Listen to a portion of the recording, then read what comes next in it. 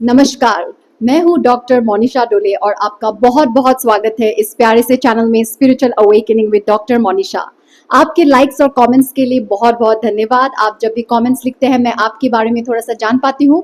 तो वीडियो को देखने के बाद नीचे कमेंट सेक्शन में अपने थॉट्स जरूर शेयर कीजिए। अगर चैनल को सब्सक्राइब नहीं किया है तो फटाफट से कर दीजिए और मुझे थोड़ा सा प्यार और बल दीजिए। अगर आपको अपनी अवेकनिंग जर्नी में काउंसलिंग और थेरेपी सेशंस की जरूरत है तो आप मेरे साथ सेशंस बुक करें। Email me at monisha@gmail.com।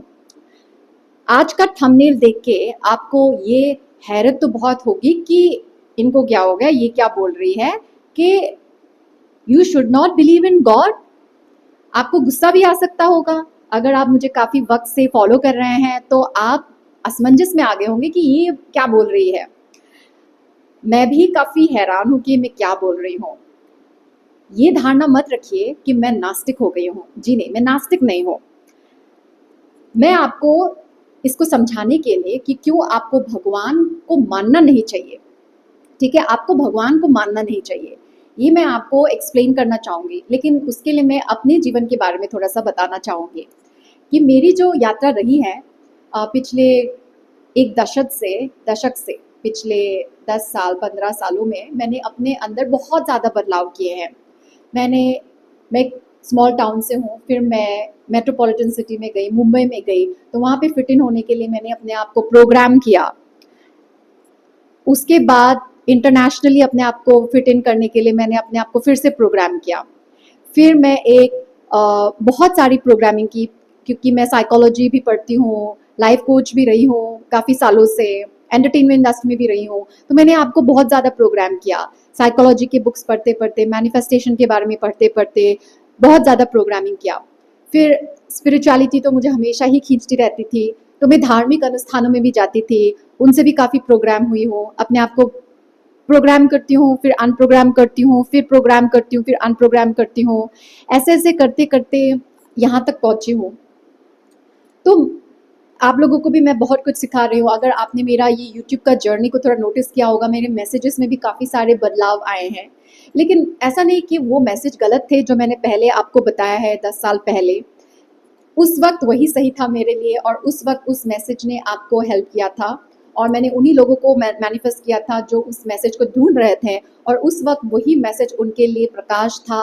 उनको वही चाहिए था, मुझे भी वही चाहिए था। लेकिन जो अध्यात्म की यात्रा है, ये कहीं पे सेटल होने की यात्रा नहीं है, ये निरंतर आगे बढ़ते रहने की यात्रा है और ये आपके जो अस्तित्व है उसको बार बार बदलने का नाम है अध्यात्म। आपकी जो हस्ती है, नहीं अस्तित्व नहीं, आपकी जो हस्ती है उसको बार बार तोड़ने, बनाने, बदलने का नाम है अध्यात्म।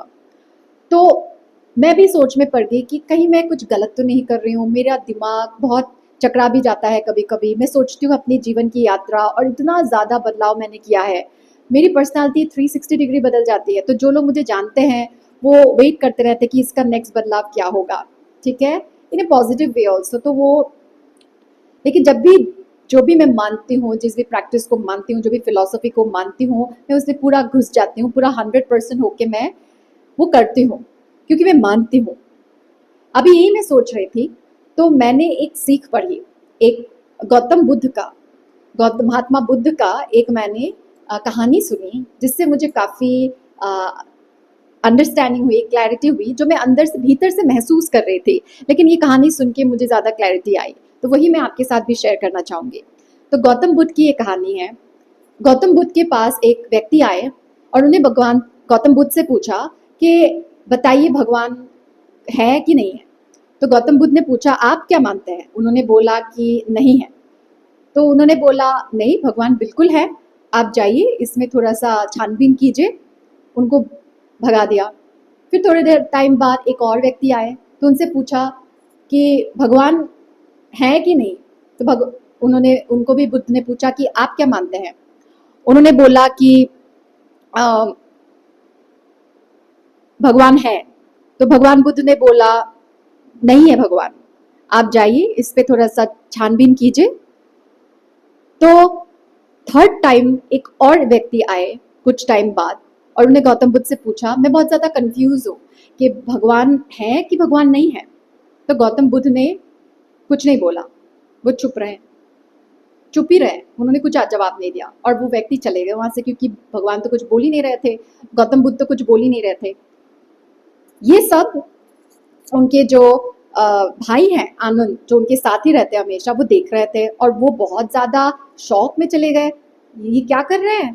3 इंसान आए और तीनों को अलग अलग जवाब दिया, तो बहुत परेशान हुए। तो उन्होंने बुद्ध को पूछा कि हे महात्मा, आपने ऐसा क्यों किया, आपने 3 लोगों को अलग अलग जवाब क्यों दिया, तो आप बताइए कि भगवान है कि नहीं है। उसी वक्त एक व्यक्ति, वो थर्ड वाला जो इंसान था, वो आया और वो फिर से भगवान से पूछा, मुझे जानना है कि भगवान है कि नहीं है, मैं क्या मानूं, मुझे जानना है, भगवान को मानूं कि भगवान को नहीं मानूं। तब भगवान बुद्ध ने बोला कि अब तुम सही हो, भगवान को मानना या नहीं मानना, उससे पहले भगवान को जानने की कोशिश करो, ठीक है। तो भगवान को जानने की कोशिश करो। इसी में मुझे मेरा आंसर मिल गया कि मेरे साथ जो हो रहा था कि मैं हमेशा एक विश्वास को पकड़ के रखती थी। सिर्फ सिर्फ भगवान को मानने की या ना मानने की बात नहीं है, जिंदगी का ये फिलॉसफी है कि हम विश्वास से चलते हैं। और मेरा भी काफी टाइम से ये मेरा फिलॉसफी भी रहा है कि believe it to see it. लोग बोलते हैं जो दिखाई देगा है उस पर ही बिलीव करेंगे, लेकिन मेरी मान्यता थी कि जो विश्वास करूंगी वही दिखेगा, और ऐसा होता भी है। जो मैं मानती हूँ वही मुझे दिखता है, जो चाहती हूँ वो मुझे मिल जाता है कभी कभी, है ना। तो वो मुझे लगा कि वो मेरे लिए सही है, तो वो मैं से चल रही थी, believe it to see it. लेकिन भगवान ने ये भी नहीं बोला, महात्मा बुद्ध ने ये भी नहीं बोला कि जो दिखेगा उसको ही मानो, ऐसा भी नहीं बोला। उन्होंने बोला कुछ मानना ही नहीं है, जानना है, जिज्ञासु बनना है। तो आपको भगवान को मानना नहीं है, आप किसी भी भगवान पे मानिए मत, शिव जी, हनुमान जी, कृष्ण, राधा, काली, दुर्गा, किसी को भी मानिए मत, पहले जानिए। और हम चले भगवान को जानने के लिए, लेकिन भगवान को जानने से पहले क्या आप खुद को जानते हैं? क्या आप खुद को जानते हैं? अध्यात्म यही है कि खुद को जानो। हम जो मूर्ति की पूजा भी करते हैं वो इसीलिए करते हैं ताकि वो हमें हेल्प करे अपने आप को जानने के लिए, लेकिन यहाँ पे उल्टा है, हम उल्टा सीख रहे हैं कि मूर्ति पूजा करते हैं भगवान तक पहुंचने के लिए, भगवान को जानने के लिए। भगवान को जानने लायक हम हुए नहीं है कि पूरे ब्रह्मांड को समझ पाए, हमारी बुद्धि उतनी है नहीं। हमारी बुद्धि उतनी है कि हम खुद को जाने, क्योंकि हम नहीं समझ पाएंगे कि भगवान को किसने बनाया, भगवान ये सृष्टि किसने रची, ये सब सिर्फ कहानियां ही मिलेगी हमको। लेकिन एक काम हम कर सकते हैं, हम खुद को जान सकते हैं, हम अपनी बायोलॉजी को समझ सकते हैं, हम अपनी फिजिक्स को समझ सकते हैं, हम अपनी केमिस्ट्री को समझ सकते हैं, हम अपनी साइकोलॉजी को समझ सकते हैं, हम अपनी फंक्शनिंग को समझ सकते हैं, हम अपने सोच को समझ सकते हैं, हम अपने मन को समझ सकते हैं, और यही हमारे कंट्रोल में है। हम चाहते कि कोई दूसरा वाला इंसान हमें समझे, हमारा पार्टनर हमें समझे, हमारे माँ बाप हमें समझे, हमारे फ्रेंड्स हमें समझे, हमारा कोलीग हमें समझे। लेकिन क्या हम खुद को समझते हैं? क्या हम खुद को जानते हैं?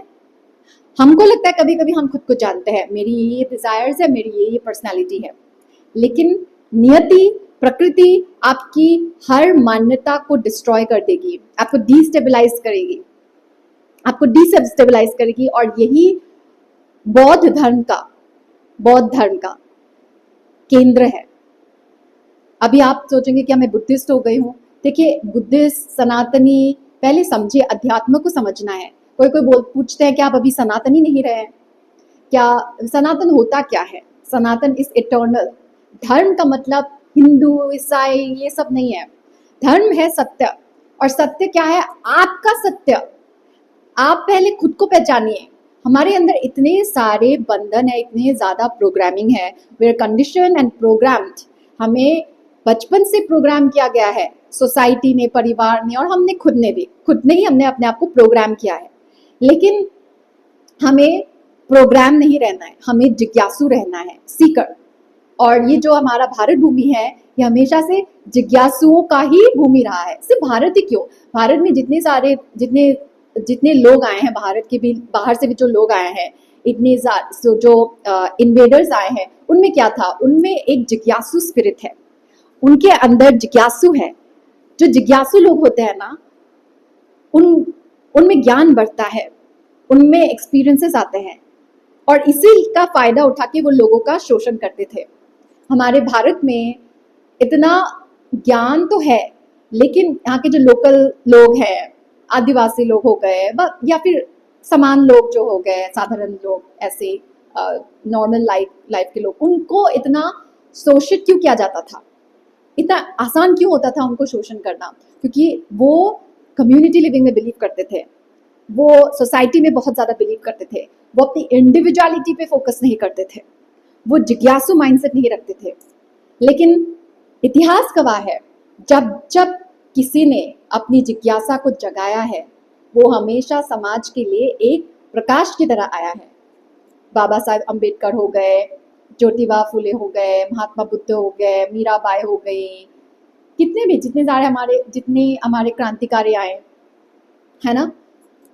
तो अध्यात्म है। अभी हमारा जो दुश्मन है वो बाहर नहीं है। हमारा दुश्मन किसी पॉलिटिशियन के साथ, दुश्मनी पॉलिटिशियन के साथ नहीं है, घर वालों के साथ नहीं है, हम खुद ही हैं अपना अब्यूज़र, और हम खुद ही अपना हीलर भी बन सकते हैं। लेकिन उसके लिए आपको अपने आप को तोड़ने के लिए रेडी होना पड़ेगा। जितना भी कंफर्ट जोन, सिक्योरिटी आपने अपनी लाइफ में सेट करके रखा है, वो सब आपको स्वाहा करने के लिए रेडी होना चाहिए। उसी को बोलते हैं यज्ञ, हवन। हवन में हम जो सिखाने की कोशिश की गई थी कर्मकांड के द्वारा, यही था कि हवन मतलब क्या, हम अपना जो मान्यताएं हैं, जो बिलीफ सिस्टम है, उस सबको हमें स्वाहा करते रहना है कि नथिंग इज परमानेंट। तो हमारा बिलीफ सिस्टम भी कभी परमानेंट नहीं हो सकता है। तो भगवान को मानना भी एक तरह का इल्यूजन है, माया है। अभी कुछ लोग बोलते हैं कि मैं तो सोमवार को शिव जी का पूजा करती हूँ, मंगलवार को क्या हनुमान जी की आराधना करती हूँ और मेरे जीवन में बहुत कुछ अच्छा हो गया, शुक्रवार को मैं ये देवी का करती हूँ, वो करती हूँ। अच्छी बात है, आपका अच्छा हो गया, लेकिन क्या आपने कभी शिव जी की पूजा थर्सडे को करके देखी है? क्या आपने कभी एक्सपेरिमेंट किया कि शिव जी की पूजा सब लोग सोमवार को करते हैं, चलिए मैं शिव जी की पूजा शनिवार को करूंगी और देखते हैं कि क्या होता है मेरे जीवन में? क्या आपके साथ, क्या आपको बल मिलता है, शक्ति मिलती है? क्या आपने वो बोल्डनेस दिखाई है और एक्सपेरिमेंट किया है? नहीं किया है तो करके देखिए क्या होता है। किसी ने आपको बोल दिया, शिव जी ने तो आपको नहीं बोला ना आपको कि मेरी पूजा मंडे को करो, किसी ने बोला है, आपको पता भी नहीं किसने बोला है। ये सब सुनी सुनाई बातें हैं, मान्यताएं हैं, और मान्यता सत्य नहीं होता है, भ्रम होता है, एक प्रोग्रामिंग होती है। तो जागिए और बी बोल्ड, और हर एक मान्यता को तोड़िए। आप अपनी सोच को ही तोड़ते रहिए बार बार। 1 महीने पहले आप कुछ और सोचते थे, ठीक है, उसे स्वाहा कर दीजिए। कुछ उससे बेहतर कुछ मिल गया हो तो पुरानी सोच को स्वाहा कर दीजिए। और मैंने यही किया है, तो मुझे फर्क नहीं पड़ता कि मुझे कोई जज कर रहा हो तो, ठीक है, क्योंकि अगर मुझे कुछ पहले से बेहतर मिलेगा तो मैं क्यों पुरानी मान्यताओं को पकड़ी रहूं? किसी मान्यता ने मुझे उस वक्त कुछ हेल्प किया था, लेकिन जरूरी नहीं कि मैं उन्हीं मान्यताओं को पकड़ती रहूं पूरे टाइम। अगर मुझे उससे ऊपर कुछ मिल गया, ये मोह से नहीं आ रहा है, इसका ये मतलब नहीं कि कुछ अच्छा दिखे तो पुराने वाले को छोड़ के चले जाओ, नहीं। जिससे मेरा डेवलपमेंट हो, मेरी जागृति हो, मेरे अंदर से मोह, माया, काम, क्रोध ये और कम हो जाए, ये होता है सही। जब आप हायर कुछ पकड़ते हैं, इसका ये मतलब है आपके अंदर से कुछ निकाल लिया जाएगा, गंदगी जो आपकी निकालते हैं। पुराना मेरा एक मान्यता था, उससे मेरा कुछ अच्छा भला हो रहा था और मेरा ज्ञान थोड़ा बढ़ा, फिर मुझे उससे ऊपर कुछ मिला जिससे मेरी काम, क्रोध, मोह, टेंशन ये और ज्यादा साफ हो गया। तो मैं पुराने वाले को क्यों पकड़ूं? मैं नए वाले को पकड़ूंगी ना। फोन की तरह आप हर साल या हर 2-3 साल में अपना फोन बदलते हैं, अपग्रेडेड वर्जन लेते हैं, क्यों? पुराने वाले से प्यार नहीं था, नया वाला मिला तो छोड़ देंगे? नहीं, क्योंकि जो नया वाला टेक्नोलॉजी है ये और बेहतर है। पुराना वाला ठीक था उस टाइम के लिए, लेकिन अभी ये वाला जो टेक्नोलॉजी आया है ये बेहतर है। तो इसीलिए जैसे हम टेक्नोलॉजी, मशीनरी इनके साथ अटैच नहीं रहते हैं, वैसे हमें अपने मान्यताओं के साथ भी अटैच नहीं रहना चाहिए। तो भगवान को आपको मानना नहीं है, आपको भगवान को जानना है। इंक्वायर कीजिए, इंक्वायरी, जिज्ञासु, और यही है अवेकनिंग। अवेकनिंग का मतलब ही है अपने आप को जानना, और उसी से एक इंडिविजुअल पर्सनालिटी बन के आती है। जितने सारे महात्मा, ग्रेट पर्सनालिटीज आए हैं इस दुनिया में, चाहे उन्होंने समाज का कुछ पॉजिटिवली इन्फ्लुएंस किया या नेगेटिवली इन्फ्लुएंस किया, दे डेयर्ड, उन्होंने साहस दिखाया अपना इंडिविजुअलिटी को मैनिफेस्ट करने का। उन्होंने ये पूछा कि मैं कौन हूँ, मैं कौन हूँ। मैं, जब आप पूछते रहेंगे कि मैं कौन हूँ, मैं कौन हूँ, मैं कौन हूँ, मैं कौन हूँ, मैं कौन हूँ, तब आप प्रोग्रामिंग से हटते जाएंगे। क्योंकि जब हम बड़े होते रहते हैं, हमारी प्रोग्रामिंग, हम इन्फ्लुएंस होते हैं, हमारा जो व्यक्तित्व होता है, हमारी जो हस्ती होती है, वो ज़्यादातर हमारे परिवार वालों की तरह ही होती है, या फिर फ्रेंड्स की तरह होती है, या फिर हमारे समाज की तरह होती है, सोसाइटी की तरह होती है। अगर आप परिवार की तरह नहीं है तो आप अपने क्लासमेट की तरह होंगे, अगर क्लासमेट की तरह नहीं है तो कोलिग्स की तरह होंगे, या फिर किसी को फॉलो कर रहे होंगे सोशल मीडिया पे, उनकी तरह होंगे। तो ये सब एक प्रोग्रामिंग है। आपको हर एक प्रोग्रामिंग को तोड़ते रहना है, तोड़ते रहना है। वैसे भगवान को मानिए नहीं, भगवान को जानिए। भगवान कैसे हैं आप जानिए, किसी से सुना सुनी नहीं। नहीं, किसी ने बोल दिया रामचंद्र बहुत महान थे, या कृष्ण ये थे, कृष्ण वो थे, नहीं। आप खुद इंक्वायर कीजिए, जिज्ञासु, और उस इंक्वायरी के प्रोसेस में आपको जिंदगी एक एक अलग डायरेक्शन में लेके जाएगी, और तभी आपको डर लगेगा। आपको लगेगा कि आपकी जिंदगी, जीवन बदलता जा रहा है, दूसरों की तरह होता नहीं है। लेकिन जब आपका जीवन दूसरों की तरह नहीं होता है, तभी आप जिंदगी को सही जी रहे हैं। अगर आपका जीवन हर दूसरे इंसान की तरह ही है, तो आप जीवन को जी नहीं रहे हैं, आप एक प्रोग्रामिंग को ही बस खेल रहे हैं। बस गो विद द फ्लो हो रहा है, और गो विद द फ्लो तो नहीं होना चाहिए। आपको फ्लो को भी क्वेश्चन करना चाहिए कि जिस फ्लो में जा रहे हैं वो कहाँ से जा रहे हैं, वो कौन से सेंटर से आ रहा है, आपका इंटेंशन क्या है। इसी को बोलते हैं आत्मज्ञान, इसी को बोलते हैं सेल्फ नॉलेज। ओके, बस आज के लिए इतना ही। अपना ध्यान रखें, ध्यान से जिए और जागृत रहिए। राधे राधे।